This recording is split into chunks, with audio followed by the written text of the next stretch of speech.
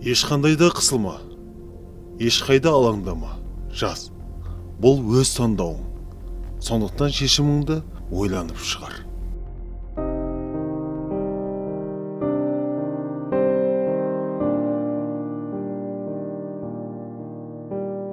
Ана, менің жарық дүниеге келуге себепші болған ең мейірімді жан. Мен оны қалай қиып кете аламын?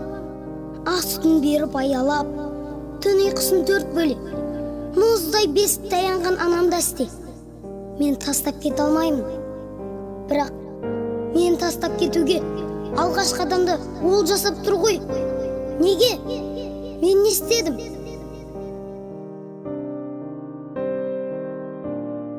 Әке, ол ең қарапайым жан. Менің қорғанышым, менің әр сәтте қуантып, қандай кез болмасын, тәрбиесін беруден аянбайтын керемет жан. Мен құлаған кезде жерден көтерген адам.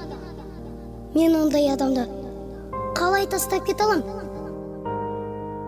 Бұл әділетсіздік қой. Бірақ менің әкем әділетсіздікке алғашқы қадам жасапты. Неге?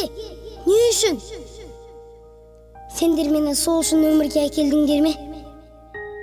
Неге басында ойланбадыңдар? Сендер жақсы ата-ана едіңдер ғой.